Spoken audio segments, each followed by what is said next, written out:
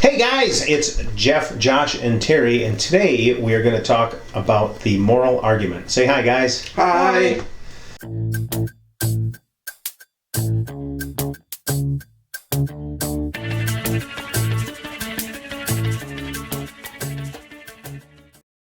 So, the moral argument, Jeffrey.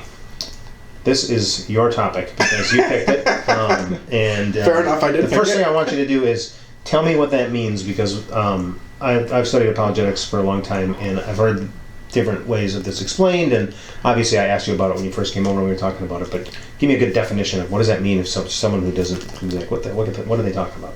I mean, you have an excellent point. Is you could go quite a few different ways when we start talking about the moral argument. Today, we're going to talk about the moral argument as to how do we use morality to prove the existence of God. Because we're going to look at this from a Christian apologetic standpoint. So that's how we're going to use morality today. Okay, so what you're doing it as, if I'm an apologist defending the Christian faith, I'm going to use the concept of the moral argument, or that there is a right and wrong, to prove that there is a God. Yes. Okay. I mean, as we go along here, that'll be one of the points that we really do make is if we have a right or wrong, it really does prove the existence of God within it. Okay, Josh, you are going to be the atheist. I'm going to do my best. Yes. So you're going to try to Yes. prove that you can be a good guy. So as a good person, I guess my question would be, why do I need God to be a good person? Or I'm a good person, so why does that mean there has to be a God? That is an excellent question. And I guess my question back to you is, what basis then do you have for good? Well, I do good things.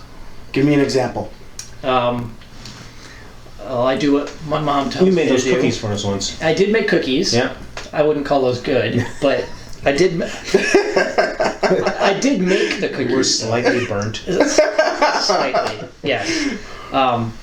Well, I gave money to I gave food to a food bank, Okay. and I donate money to, the ASPCA. I wish I knew what that was. Something about animals? Yeah, I thought it was. American Society of Protection of Animals. Okay. Learn something. You learn something all the Something like time, that. including in the middle of So- video recordings. Yeah. So, They're not a sponsor. you're right. Not a sponsor. No, down here, not a sponsor. Okay, well, those are all wonderful things. They really are. But who says they're good? Well, I think majority of people would say that those are good things to do.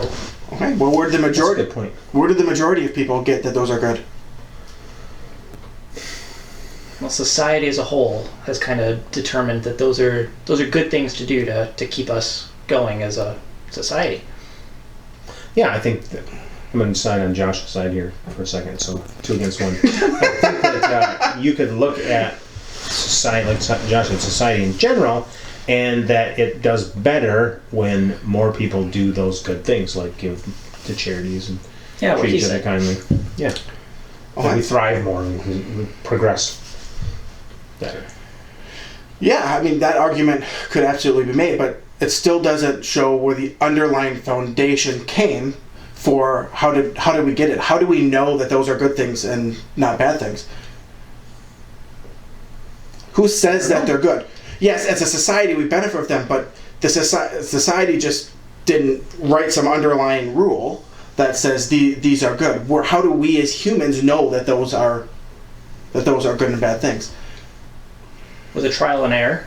I mean, we've had millions of years in order to try what was good and bad, and the things that kept us going better. Isn't that an argument? Could be, but still, how did you get to the point that you knew what to try and what didn't try? Yeah, I don't know. So here's where I'm going with this, Josh, right? At some point, we can't say that humans can be the definition of good, because it actually goes to show that with all of the division that we have out there in society, we could take the topic of abortion just for a second, right? There are a whole bunch of people that say it's fine to do, and there's a whole bunch of people that say it's not fine to do, right? We now have a moral dilemma. So we as humans can't be the decision point for that underlying morality, because we have a group of us that say it's good and a group of us that are bad. One would say that, or actually both groups would say that theirs benefits the population. They both can't be correct. Right. Essentially, what my truth is truth and what your truth is truth. And if it's okay for you, it's okay for you. But if it's okay for me. There really is no foundation that says we're right or wrong. I thought you were the atheist. I think you changed. I think you convinced him. I'm more so asking if I'm following, if I'm going to agree. Yes, yeah, you're going down the right path, right? Because this eventually gets into subjective thought and objective thought, or objective standards, right? So, Josh, the point you were pointing out there, right? I have my truth and you have yours, is the definition of subjective, Yes. right? Because it's subjective just means internal. The idea comes from internal, right? And so it's just like also saying, I like the flavor chocolate the best in ice cream. Well, that's my personal opinion. No, vanilla's better. And we can disagree on that because it's a subjective thing.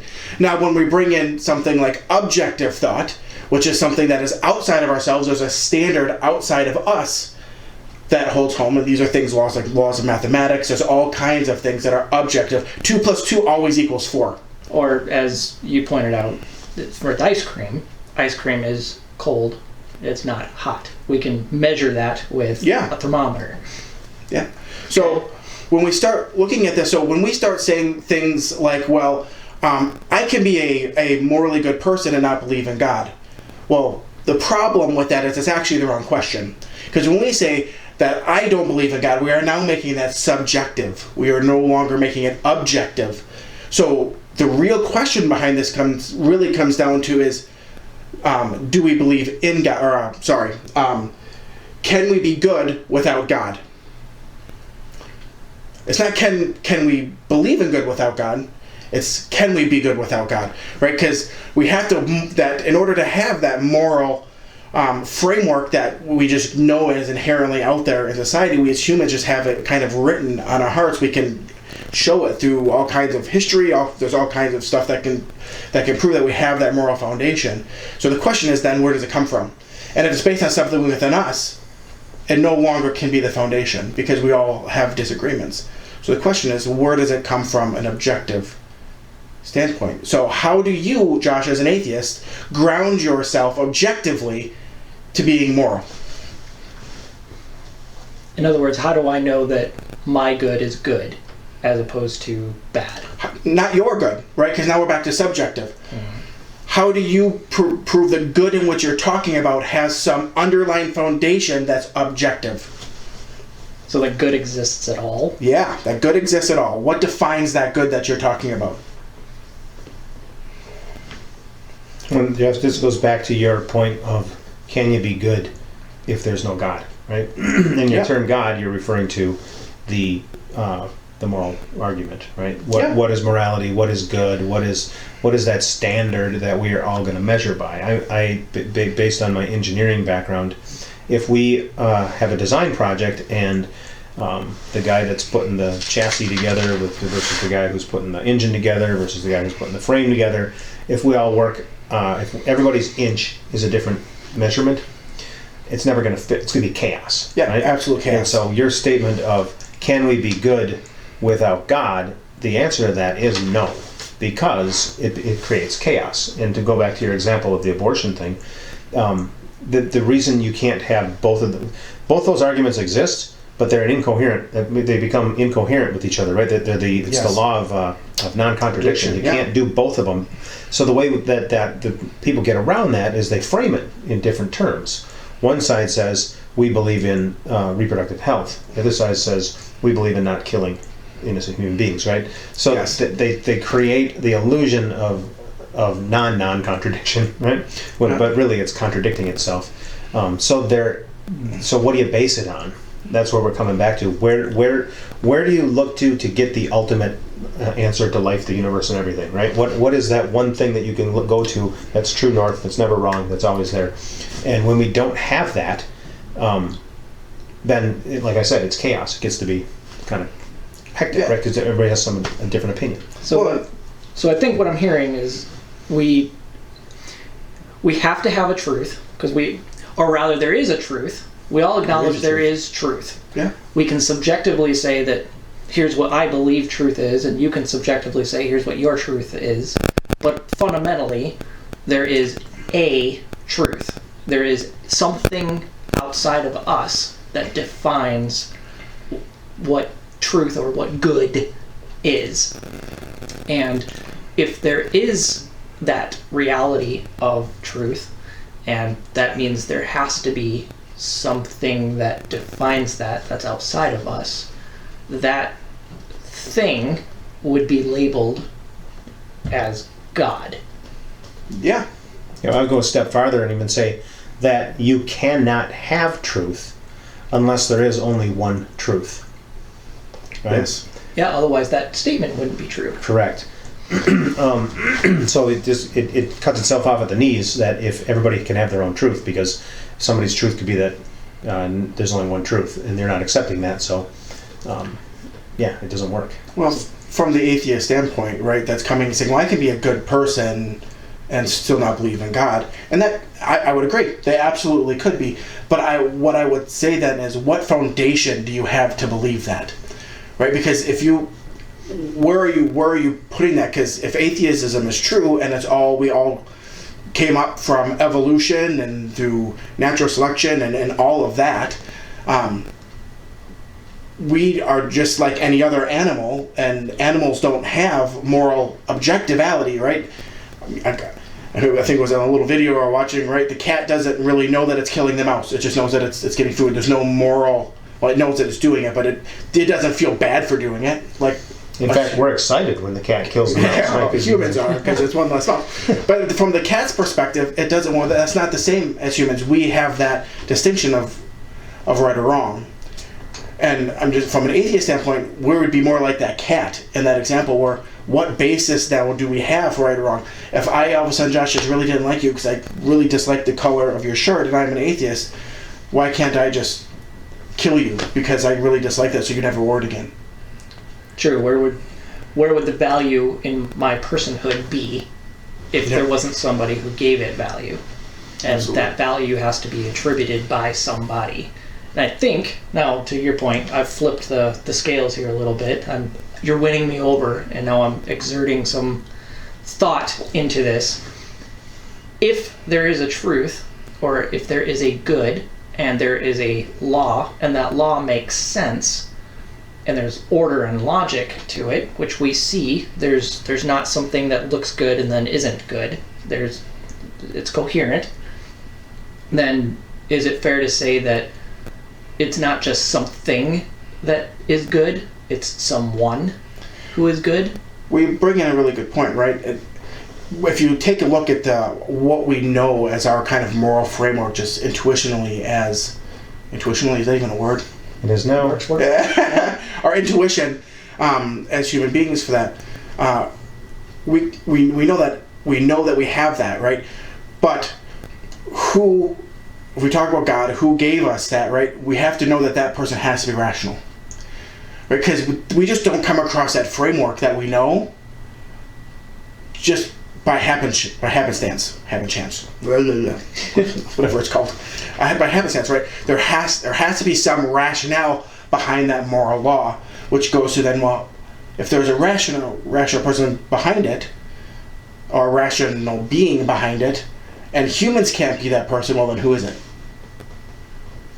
Right, and I think you have to get to that point, and as a logical thinker, sometimes people run into the wall of, I can't prove it, right? I can get the logic that says yes, it points to this, but since I can't prove it through a series of equations, right, that basically points me to that answer, then they reject that, right? And so when you reject that, you have to go to a spot where even though the logic points you there, you have to go to some sort of irrational thought process. Like you might even go to the point, as Josh the atheist, our friend here, would say, okay, well, I'm a good person because I'm following the laws of society. I'm doing what they say is good, and in that case, maybe that is good for him. But that means that you are now going to change your behaviors based on the laws of that society, right? And then that's where things get weird, because now all of a sudden something that was good for society, or what society thought was good at one point, at one point we thought it was okay and good to kill all the Native Americans and take the land, right? So, and we've now realized that was so, but was it good then? And now it's just not good, and no, it was always not right, right? Maybe you could argue in that relativistic framework, you can argue that when Hitler was around, it was good for him to, in his worldview, it was good for him to do what he did, right? Well, was it good then? Now it's not good because we figured we've moved on past that? No, it was just always bad, right? Good is always good. I mean, I think you bring up an interesting point with Hitler, right? Because I think that's one of the best kind of arguments that I've heard for that, was when the World War II was all done, and they're trying all of the Nazis, and they're finally go like, well, this is what my commander told me to do. This is what I was told to do. This is what I was taught. And we came back as a world, as a society, and said, no, you knew just based upon a higher moral value that you shouldn't have done that. Therefore, we are going to convict you anyway. Right, so even as a world, when it came to Hitler, we still knew that there was some value higher than just being told by my boss or being told by my superiors that this was right. We just know inherently that is not correct. So I got a question for you guys, and why are we even having this conversation, right? If it's obvious to us that it's written on our hearts that there's a higher moral value system that has been obviously created by an entity that we call God. Why are we struggling so much with this? Why is the world going completely off the rails? 2 words: free will. Whose will? Where's he being held? Well, he's not being held, I guess. Free will, right? So God, God is a loving God, right? And in order to have love, you have to have a choice. Right? We're not robots that don't get to choose. So God has to give us the choice to be able to love Him, to love others. And in order to do that, we have to have that free will, because we get to choose which area that we want to go to. If we want to choose hate and destruction and murder, He gives us that ability to, because He also gives us the ability to love and to be able to choose to be able to love Him and to be able to love our fellow man like he commanded us to. But it's all based on that whole concept of free will, that God gave us that as a right. As a matter of fact, because God allows free will, it's actually one of the most loving things that He can do. Because even if I'm an atheist and I want nothing to do with God whatsoever, it would be really unloving of God to force me into His presence, into His care, right? So He gives us that choice, that free will, whether we are going to live with Him forever or not live with Him forever, right? And so that's where the whole idea of free will comes in this whole concept, is we still get the choice at the end of the day whether we are going to follow God laws and the moral duties that He gives with us or not. He gives us that choice. Yeah, that's a good point. Anything to add to that? And I didn't want to interrupt in case you had something to... No, Because I when you're talking about that, Jeff, it made me think of that when you're talking about free will and choice. Ultimately, the highest choice that we have is to choose to love God or not. Yeah. Right? And if we choose not to, then we're choosing to love ourselves. And that's where I think a lot of the chaos comes from, because now we're making choices based on what we want. And then that's where things kind of go bad for us. That's where the chaos comes in. Yeah. Right? Because now, if I have that same mentality, exactly. I'm not choosing what's right for me. Right. Right? And if I choose, I really like that really cool Mountain Dew shirt that you're wearing, I'm going to steal it because it would be right for me. Right. Yes, there has to be some kind of... there has to be something written in our hearts that we know that that's not right. Otherwise, we would just be a self-centered, self-interest, type of people, right? And we are, right? So there has to be action against that to fight that natural tendencies. Yeah. Well, I'd say this is a pretty deep topic. Very deep. We could go way deeper. Sure. And we could talk about all kinds of fun little buzzwords, which we're not going to do. What? They were trying to get me to say a couple of words that are really hard. Yeah, see, this is why we did it. Onomatopoeia? No, yeah, no, we're done. Right there. It's ontology and epistemology. Very good. There we go. Those are the two words. If you want to look up really... I'm going to edit that part out so it doesn't look like you got it. Yeah. We could, but just goes into, at the foundation is either how do we know morality, or the actual foundation of morality, right? Is what those get at, to briefly sum up those two words. We're not going to go into all the definitions on that, but those are, when we start getting into we could go really deep, and we could start using really big words and use all kinds of crazy arguments that you have to read 7 times to understand. Yep. Right? Sometimes to not understand. Sometimes not understand. When you're talking about it. And there's a lot of that out there. And I think even in apologetics, as we said a little bit earlier, we can spin ourselves in circles in this, right? So how do we break it down to its simplest form? And honestly, in its simplest form is, if God doesn't exist, then there's no basis for a moral foundation. There's no basis for morality, and there's no basis for moral duty. Yep. But we also know that morals do exist. Morality does absolutely exist. Therefore, God exists. Right? So that's just how if you wanted to break down the argument on a very simple 3-step level, that's it. And there's all kinds of dichotomy and all kinds of stuff that we go into that is talked about with this, but we'll save that for another video. We'll save the dichotomy for next time, whatever that means. So, that about wraps it up for the moral argument. This is Jeff, Josh, and Terry, and we'll see you guys next time. Say goodbye, guys. Bye. Bye.